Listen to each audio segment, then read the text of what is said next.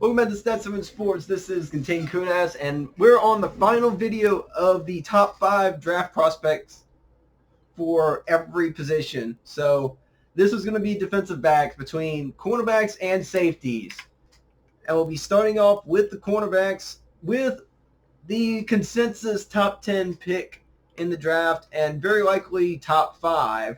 It's going to be the first cornerback off the board, Jeffrey Okudah of Ohio State. Where just like really LSU and Florida, Ohio State's kind of been trying to hype themselves up as DBU, Defense Back University. And you really can't argue that they haven't kind of proved it over the years throughout whoever's in all the people that are in the league now. Like just look at the Saints secondary, where their starting secondary members last year was Eli Apple. Then you had Marcus Davenport. Then you had Von Bell. And then from this year, they replaced Von Bell with Malcolm Jenkins, who's a former first-round pick to the Saints from Ohio State. But Jeffrey Okudah, he's been the first one coming out through almost all of this year. Top notch on man coverage, route recognition. He is one that can read wide receivers out very well and keep up with them, just kind of mirror their movements. But the only thing that him and a lot of cornerbacks have the issue of, they're below average tacklers because they're usually the smallest frame of really anybody in the league, outside of, like, not talking about kickers, punters, and then maybe some of the scat back running backs. But the only other issue on him is the fact that he just kind of like Isaiah Simmons, another top pick. He just doesn't have that much of a zone coverage. Like with Ohio State, they only really made him do man most of the time. And actually, this was the case with Kenneth Murray, not Isaiah Simmons. Isaiah Simmons was mostly a zone guy, not a man coverage. So being able to switch coverages between man and zone is going to really be the only true building block he's going to have to grow with in the NFL. Very likely could be going number 3 to Detroit, or you could say 4 to the Giants, or down towards the bottom of the top 10 after you get through the quarterbacks and then some offensive linemen. Now going into the second one, you go back down to the SEC. As I was saying, you have 3 teams that have really been trying to distinguish themselves as DBU. One being Ohio State, one being C.J. Henderson out of Florida, and then down this list is going to be Christian Fulton for LSU. But Henderson has been up there to where he's been possibly considered to be the number 1 going into this year between him and Okudah. But he, against stiffer competition this year, he did kind of struggle between going against some of the top-notch guys with going against Justin Jefferson and Jamar Chase. Whenever he went against what's the Georgia guy's name? Why am I forgetting him? Whenever going against the top wide receiver for Georgia, who had been known to not really have that great of wide receivers, whenever they went against George Pickens, the 5-star freshman, Henderson helped lead Pickens to only having 1 catch for 4 yards. So he can be a shutdown corner against the top-notch receivers, even though Pickens is young. But there is issues for Henderson to where he is definitely slight of frame, and a lot of times he's been more of a zone guy, just kind of, not really being strong on press, but being just a man-to-man guy and basically relying on getting catch-up speed and trying to force quarterbacks' mistakes. But the one thing that could end up translating very poorly for him is there are rules that are not the same between college and pros, where how much you end up holding receivers as cornerbacks, as members of secondary. It is going to make it to where he's going to have a bit of a learning curve to be able to not get holding calls, not get pass interference calls, and for a lot of cornerbacks and a lot of defensive players, that's going to be an issue regardless, because the rules have definitely changed over the past 5-10 years to favor more offensive games and higher statistical outputs. But despite his slight frame, he does have a long reach. He has very good ball skills to be able to get a bunch of pass deflections and be able to actually intercept the ball. He does have soft hands for that case. So he's able to end up closing whenever there's some gap in zone coverage and baiting quarterbacks into poor reads and helping Florida to be a top 10 team last year in Dan Mullen's second season. Then going to national championship runner-up, who probably had his worst game in the national championship, A.J. Terrell out of Clemson, where outside of really their game against LSU and a little bit of the games against Ohio State, he was a shutdown corner where nobody really wanted to target him, but it's kind of hard to want to target him whenever the ACC overall really underwhelmed as a whole outside of just Clemson. Like, really the next best team, you had to either decide to go with Virginia, Wake Forest, and both those teams had 5 losses by the end of the season. But that's not to take away a lot of the effort that A.J. Terrell built up as the top corner. Like he struggled against Jamar Chase in the national championship game, but everybody had issue with Chase except whenever LSU could get Justin Jefferson going, and he would have a monster game. So one side of the ball was always going to be an issue for anybody going against LSU receivers. But besides that, he's able to go into route. He's strong at recognizing receivers' routes, staying on tight coverage, making it to where there's going to be tight throws that quarterbacks have to throw into. So it's not like a lot of times he puts himself into bad situations to where quarterbacks have easy throws and easy catches for those receivers. But just like every other cornerback, he's an inconsistent tackler. He is slider frame just like Henderson. And wherever he does go against bigger receivers like Chase, well, Chase is going to be one of the top 2 or 3 wide receivers coming off the board next year. But because of his slight frame, he does get bullied and kind of pushed around physically from those bigger targets to where they can kind of just box Terrell out and just kind of get over him, especially on those jump balls. Then we go to the national championship. The national champion cornerback, Christian Fulton, who is kind of overshadowed this year by 5-star freshman Derek Stingley, but he was still definitely a very solid cornerback this past season and graded very well, despite a lot of the flack that LSU's defense has taken, especially through this year, as their offense exploded and the defense gave up more points than really the past 15 years. And there's games where it's like they're thinking that the problem with LSU would be just their defense overall. But Fulton himself, he did make it to where this this season, most of his career, he made it to where a lot of people didn't want to end up targeting him. And especially as a senior, getting 14 pass deflections, sure, only one interception, but so it's like not the best ball skills to make interceptions, but the best ball skills to get the ball away from opposing receivers.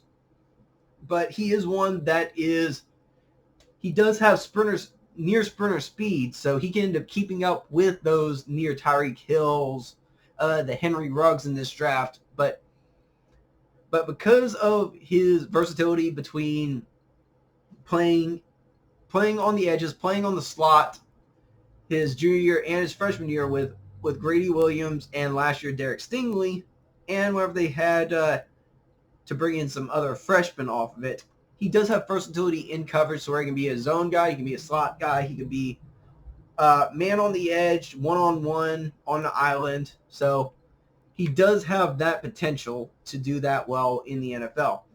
But he does have a tendency of being way too aggressive to where he can take risks that he can't really recover from. And because of his near sprinter speed, he is a slight lower body frame to where larger receivers, just like the other ones, can push him around. Like, even though he is good with ball skills, he's not the best at tracking the ball, where he can get kind of lost in coverage sometimes. Then he had off times between his junior and senior year where he got hurt to where he's been unavailable with leg injuries. And then there was the one thing that took him out for all of 2017, whenever that everyone's going to end up asking him about, that if this wasn't the case, he would be an easy first-round pick and probably at least a mid first-round pick, if not for him being suspended all of 2017 for taking a drug test and giving a false sample.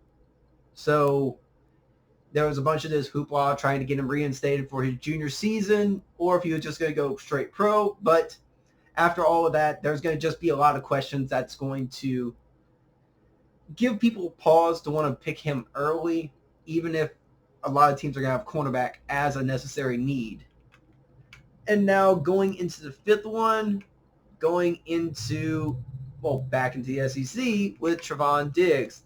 Speaking of another one who struggled against Jamar Chase in their game against LSU.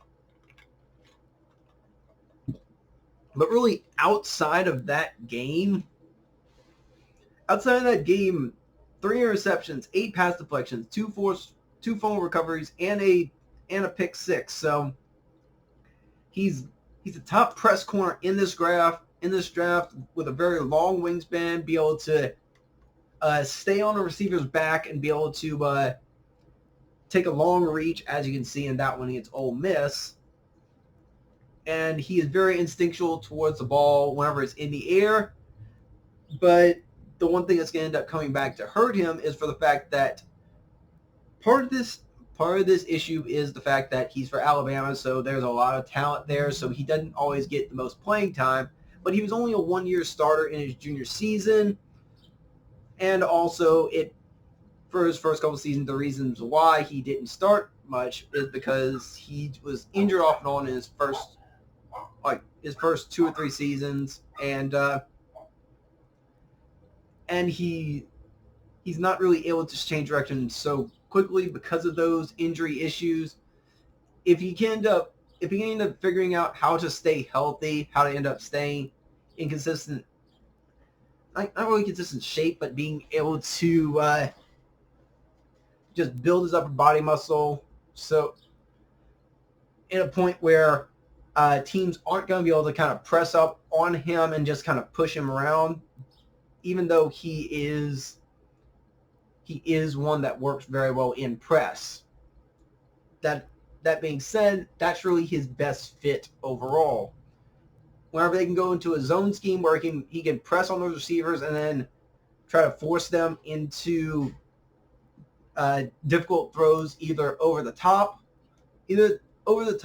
to incoming safeties or nickelbacks, or he can undercut throws to be able to that are going to be out routes, that are going to be inside slants, and so on and so forth.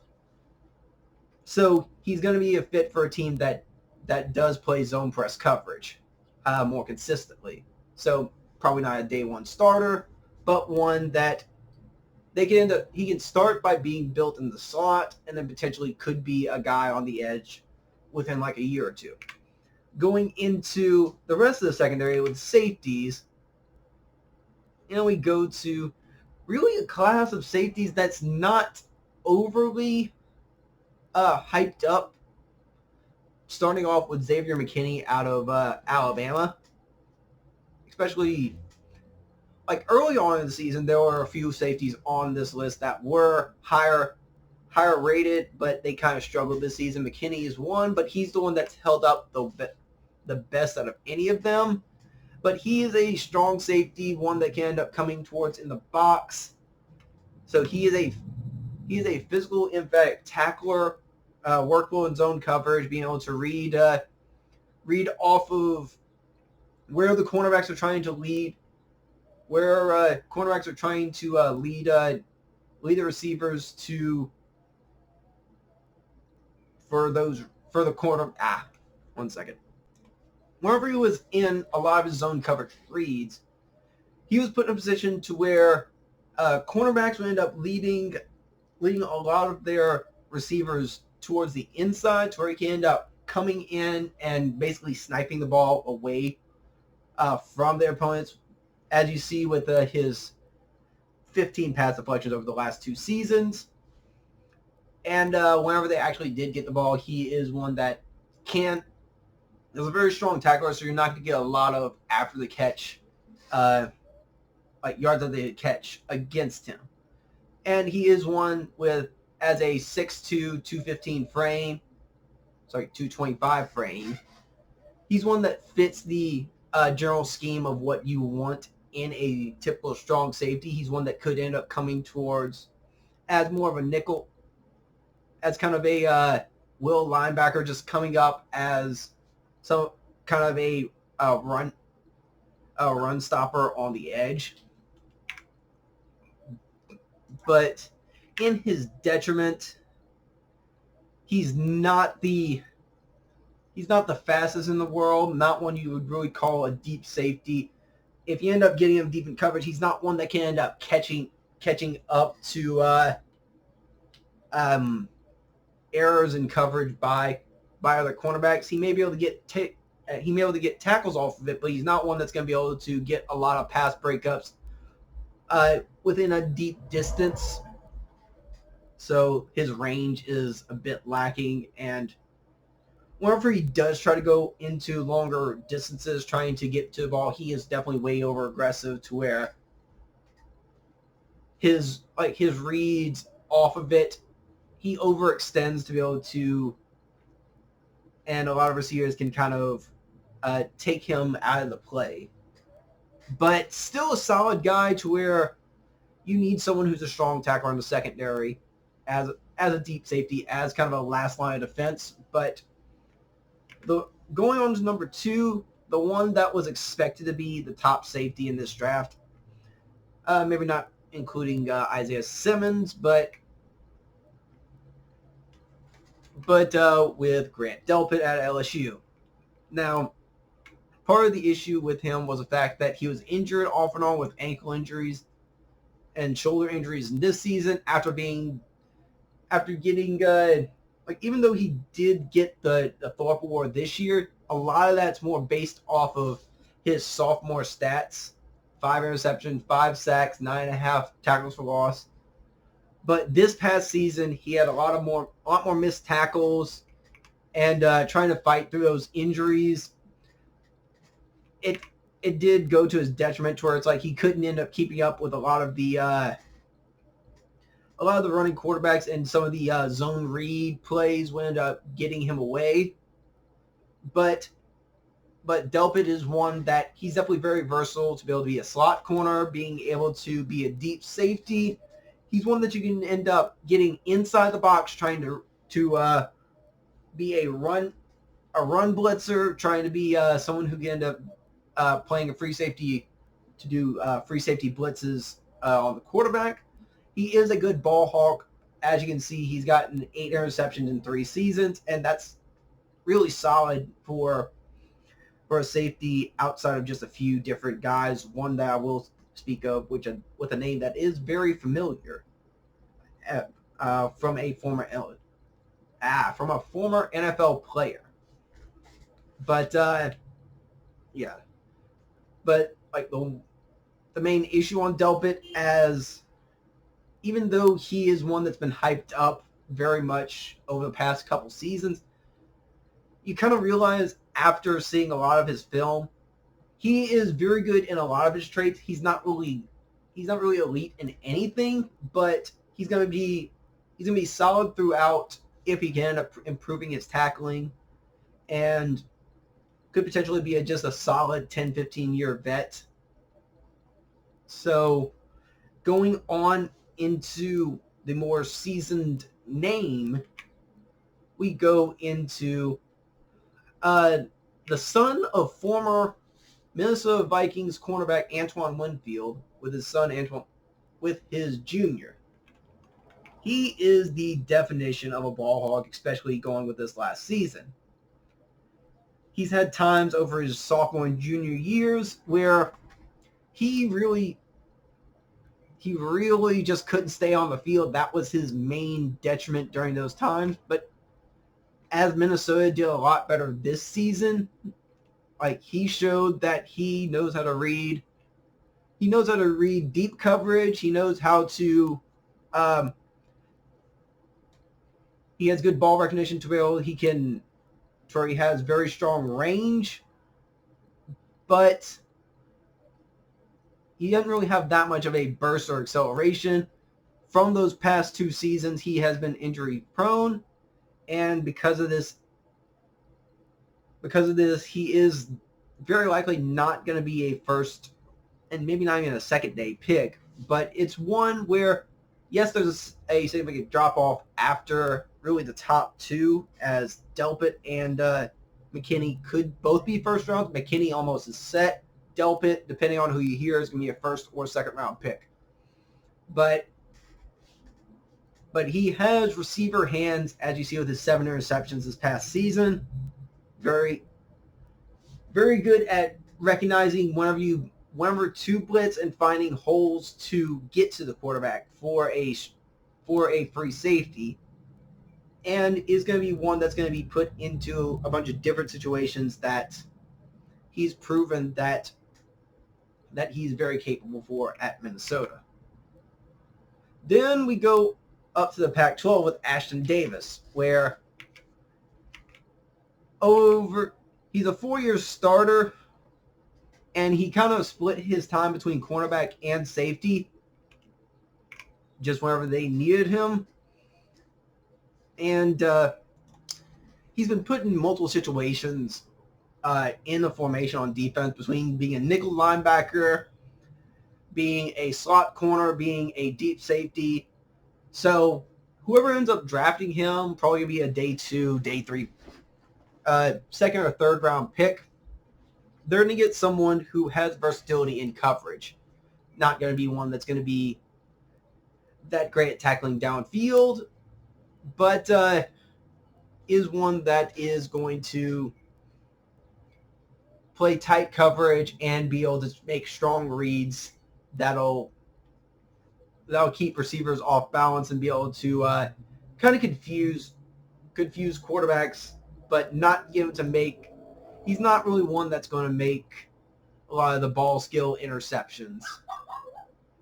He is a bit stiff on movement, so his steps are going to be a bit stiff, just as how I'm speaking now. But as he's definitely a more physical guy, he is good at breaking the ball, at getting pass breakups, being able to keep a tight man and tight zone coverage. But the one thing that really fools him on times is whenever there are those QB options or running back options where the quarterback and running back's gonna have choices, and anybody in the backfield has choices. He's not good at making those reads and getting basically thrown out of the play as some of those high flying offenses of the Pac-12 with those misdirections has been putting him just out of position in both ways of the secondary. But his versatility on defense as a bigger safety is going to give teams reasons to want to at least draft him and take him as maybe a bit of a project, but one that could end up building to be a solid safety in the future. Then we go into one of the biggest sleepers on this, and there may actually be better safeties on the board than this, but out of Lenoir-Rhyne College, this is Kyle Dugger. So he is one that is a special teams ace. He has gotten 6 punt return touchdowns through his entire career. And yes, you understand that a safety is not really expected to be a special teams punt returner, a special teams kick returner, but he is one that's definitely shown whenever he does make interceptions, whenever he does have the ball in his hands, he is a playmaker. So he is one that could take it the distance anytime he touches the ball. So whenever he is more of a deep safety than one that's going to end up going into the box. So like some of the main issues for Dugger is like, yes, he did show off whenever playing lower competition because he was in D3, Division III football. So like he's kind of has to be a cut above everything else to be able to get any interest from the draft. But a lot of the things that he has down is his athleticism is going to bring him pretty far, and it's going to give enough teams interest to want to put him as a probably 3rd round pick. But it is one where he does rely more on his athleticism more than how a safety should react. Like he's one that will react to the ball coming up and not as how instinctual a safety could be. Like whenever we're in deep coverage, whenever the ball gets thrown to the deep wide receiver, it's like he's one that can end up reacting to it and catching up to it. But whenever you go into faster receivers and better competition, there's ones that can't. He's going to have trouble being able to actually catch up to those stronger and faster receivers. And it's going to be definitely a learning curve to be able to improve his physicality and being able to keep build on his instincts that'll make it to where he has more of a true feel on how he's supposed to end up staying in coverage and what distance he has to stay away to be able to bait quarterbacks and to bait receivers to bite a little bit more towards his direction. But with that being said, that is the last of the top 5 of each position of the drafts, as this is the final of the defensive backs. Next up will be a mock draft of this first round for 2020, as we are about 2.5 weeks away from the NFL draft starting, as it will be completely virtual. I have no clue how that's going to work out. That's going to be an experience for all of us. But if y'all enjoyed this, please let me know. Please like, subscribe. Please share this out to other people. More content's going to be coming as we get closer and closer to the draft. But thank y'all all for watching. And with that being said, I'm the Contained Kunaz. This is That 7 Sports. I'll see y'all next time.